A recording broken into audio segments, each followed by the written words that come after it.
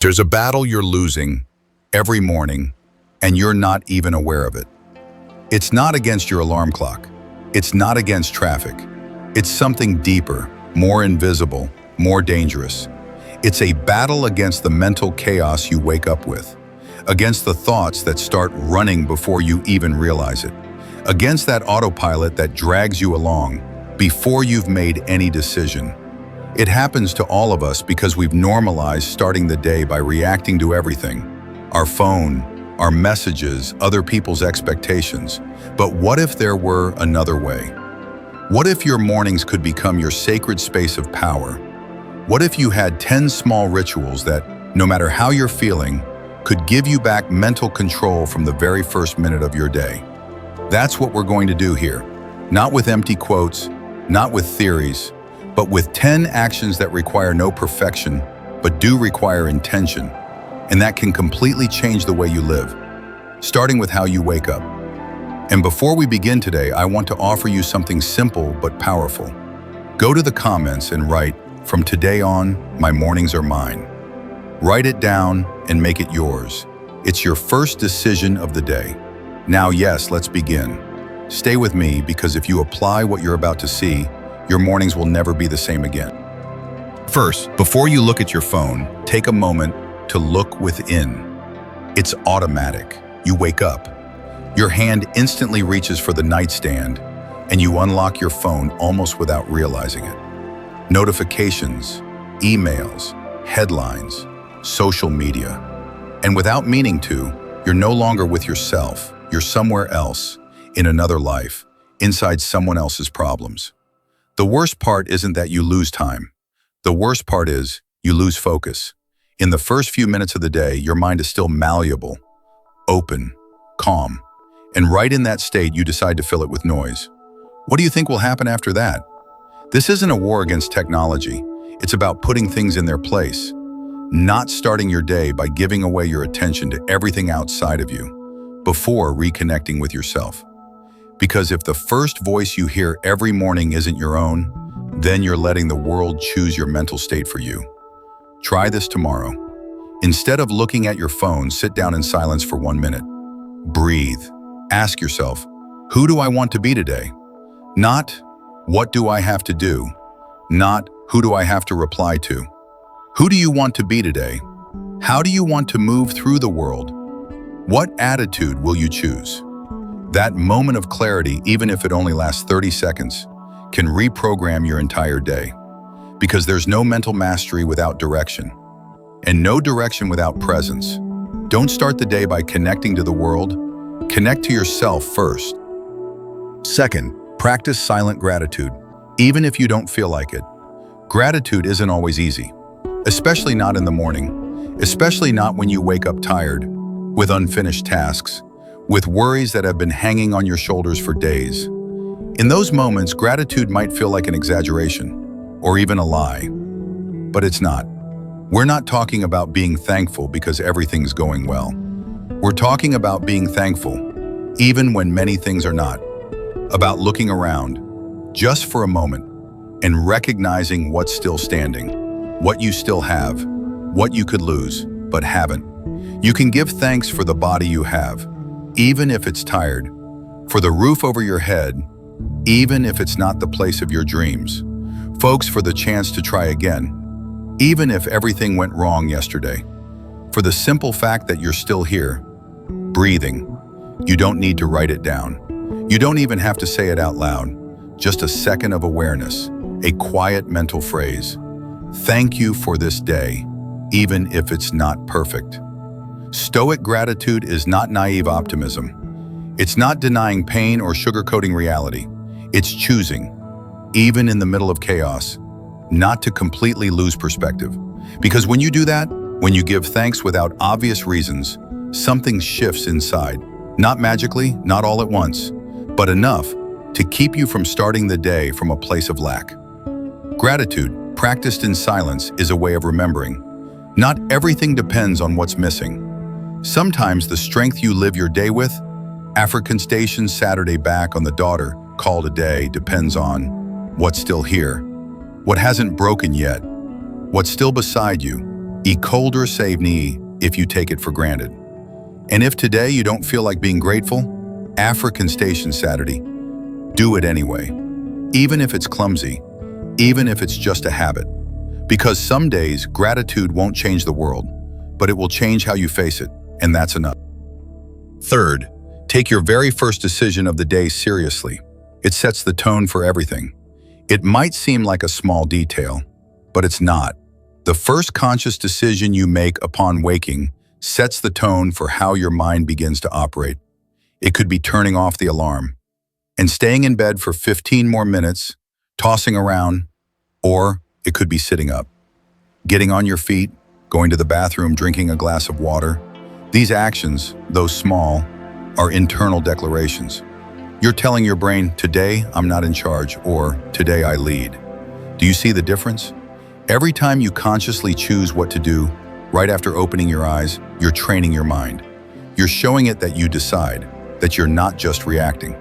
And that has a real impact on your confidence, your focus, and your energy. Think about it. If the first thing you do is procrastinate, you're likely to keep procrastinating all day. But if the first thing you do is act, even if it's something small, you start living a different story. The story of someone who moves, even when tired, even when tempted by excuses, even when it's cold outside, even when you don't feel like it. You don't need to run a marathon at 6 a.m. All you need is a conscious decision. Make your bed, shower without checking your phone, choose your clothes with intention, step outside with your shoulders back. Your first decision of the day is not just logistical, it's symbolic. It's the moment when you decide if you're going to live the day, or if the day is going to live you. Fourth, choose your attitude before the world chooses it for you. There's something most people don't do in the morning, and yet it makes all the difference. Preparing yourself emotionally for the day. It's not about predicting every detail. It's not about controlling the uncontrollable. It's about anticipating the one thing that truly matters, your attitude. Marcus Aurelius did this before leaving his room. He reminded himself he would encounter selfish people, impatient people, unjust people, not to make himself bitter, but to avoid being surprised, to protect his peace from the obvious. You can do this too. Before checking emails, before jumping into the rush, take a moment to imagine how you want to respond today, because the day will test you. A comment you weren't expecting, a delay, a disagreement, a disappointment. And if you haven't already chosen how you'll respond, you'll decide in the heat of the moment. And that's when you lose. Take 1 minute. Ask yourself, what kind of person do I want to be today? Even if the day gets messy, maybe your answer is patient, despite being in a hurry. Calm, even when provoked. Fair, even when no one notices. That quiet decision creates an internal anchor. It's not a guarantee that everything will go well, but it is a way to make sure the world doesn't get to choose who you are. Because if you don't choose, someone else will. A driver, a boss, a notification, a rude gesture. Remember this, the world won't always treat you as you deserve. But you can still decide not to treat yourself like a victim of the world. And that begins every morning before you walk out the door. Fifth, name your thoughts quietly. Say them out loud to take back your power. You wake up, and without realizing it, your mind is already speaking. I didn't sleep well. I'm so tired. I don't want to go. There's no way I can handle all this. And if you do nothing, stop tangbobata, those thoughts just stay there, spinning around, coloring everything. But there's something very simple you can do to take back control. Name them. It's not about changing them. It's not about arguing with them. Just name them. Say them quietly. See them. Because an unobserved thought is like a stain on your shirt that you can't see. Continue to expert. It still affects you, but you don't know why. When you name what you're thinking, you take away some of its power. If you say, I'm having thoughts of worry and powerly, you're no longer saying, I'm broken. You're saying, my mind is generating worry, tongue. But that's not who I am. It's a small shift, tanglobota, but it changes everything. It's like looking in the mirror and instead of saying, I'm ugly, you say, I see tiredness in my face today. Sounds different, doesn't it? One locks you in, the other informs you. Do this in the first minutes of your day. If your mind is racing, tung loboda, tango, don't try to stop it by force. Just observe. Say what you're thinking, as if you were a narrator. I'm feeling pressure about everything I have to do. I'm remembering something that hurt me.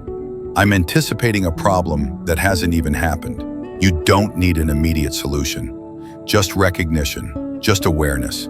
Because the mind to loboda, like a small child, continue to rexpert, sometimes only needs you to look at it and say, I see you, I hear you, but I'm the adult here. And only then, tone loboda, can you finally move forward in peace. Sixth, review your values, not just your to-do list. Some days begin with a flood of things to do, emails, meetings, unfinished errands, and without realizing it, you're already trapped in the act of doing, forgetting the reason why. You become an efficient machine, but an empty one. Before you look at your agenda, pause, breathe, and review your values. Not with long speeches, not with endless reflections, just with one question. How do I want to live this day beyond what I have to do? Maybe your list says, reply to emails, go grocery shopping, submit a report. Okay, but underneath all of that, there's something more important. Are you going to do it with honesty, with compassion, with courage, with attention? Are you going to stay true to yourself, or are you just going to go through the motions? Values are not abstract philosophy. They're practical tools. They help you choose better. They remind you what matters. They protect you from becoming someone who acts without soul. Imagine one day, you need to tell someone a hard truth. If your value is honesty, you'll say it without fear, even if it hurts. If your value is kindness, you'll say it with respect, not with anger. But if all you think about is solving the problem, you might end up betraying something inside you. Start your day by asking, what value will guide me today? It can be just one, maybe patience, maybe integrity, maybe courage. Write it down, carry it in your mind like a compass, because if you don't know what you stand for, you'll end up standing for what's convenient. And when that happens, you stop leading your life. You weren't made to follow a calendar. You were made to live by what you believe in. Seventh, say your Stoic anchor out loud. Speak something true to yourself. You don't need to give a motivational speech every morning. You don't have to pretend you're full of energy when deep down you feel confused, tired, or empty. But there is something simple and powerful you can do. Look in the mirror and tell yourself something you truly need to hear, something that doesn't sound hollow, something that's yours. We call this a Stoic anchor. It's not a magic phrase. It's not a fake mantra. It's a declaration of identity, a brief way to remind yourself of what you stand for when everything around you seems shaky. It doesn't need to sound brilliant, it just needs to be true. It could be, no matter what happens, I remain myself. Or, I don't need to control everything to be at peace. Or, this is today, I act with strength and calm. Or even, I can handle this. And if I can't, I'll learn. The key isn't in how pretty the phrase sounds. The key is that it connects to your experience. That you don't say it to deceive yourself, but to support yourself. You need to be accessed. Saying it in the mirror changes something. Not because the mirror has powers, but because when you look into your own eyes as you speak, you can't fake it.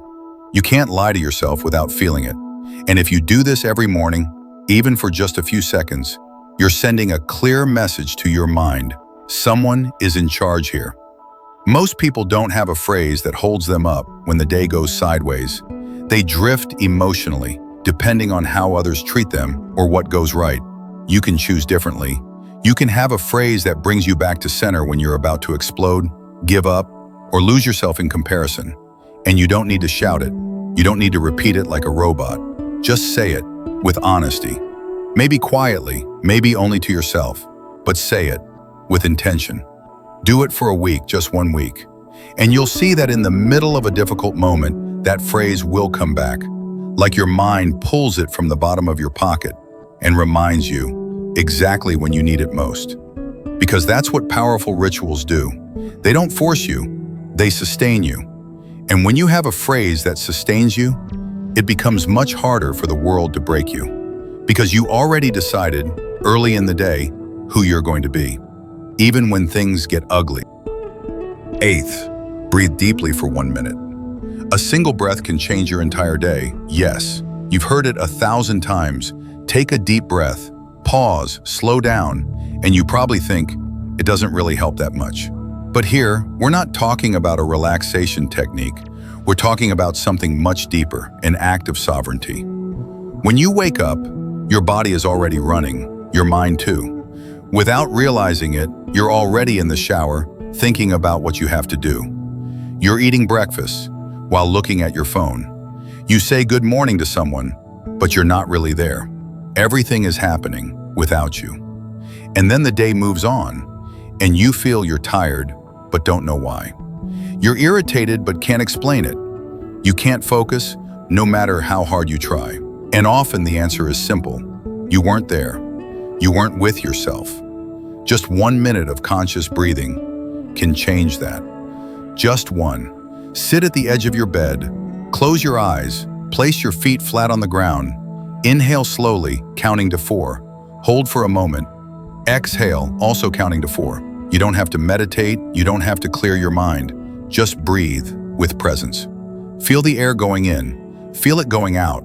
Notice the sounds, the temperature, your posture. That minute isn't a decoration. It's a space for reconnection, a quiet reminder you're alive. Not everything is urgency. You still have a choice, and most importantly, that minute brings you back to center. Because you can't control what will happen today. You don't know if someone will disappoint you. You don't know if things will go the way you hope. But you can start the day knowing that no matter what happens, you began with yourself. Do it. Even when you don't feel like it, especially when you don't feel like it, because that's when you need it the most. There is a kind of calm you won't find in coffee, or in a podcast, or in inspirational quotes.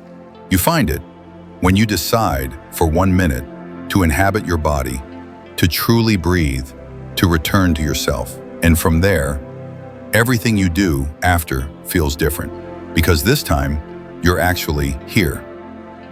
Ninth, do one hard thing immediately. Face what you fear before it controls you. Every morning holds an invisible battle, a battle where, without realizing it, you decide whether you'll lead the day or hide from it. And often that battle is won or lost with a single decision: to do or not do what you know is hard. The mind is clever, it whispers. Start with the easy stuff. Do what's quick, pick what feels good, and you obey. You push the important things to later. But that later never comes, and you know it. The hard thing chases you. It's there, as a conversation you're avoiding, a task you left unfinished, a call you don't want to make, a workout you keep postponing. And the more you avoid it, the heavier your mind becomes. That's why this practice is so powerful. Start your day by doing one hard thing. It doesn't have to be big. What matters is that it's uncomfortable. Because when you do it, you're sending a message to your mind. I'm not here to avoid. I'm here to face things. Maybe it's getting up without hitting snooze. Maybe it's writing a page, cleaning something you've been ignoring, saying something honest to someone. It doesn't have to be perfect. It just has to be done. And what happens next feels almost magical. You feel lighter, not because the world changed, but because you changed the way you show up in it. You made a hard decision, and that already makes you someone different. The Stoics wouldn't tell you to do 1,000 things. They would say, do what must be done. Start with what you fear most, because that's where your freedom lies. Do it before the day overwhelms you, before the excuses grow stronger, before the mind gains too much ground. And you'll see, everything else begins to lose its grip on you.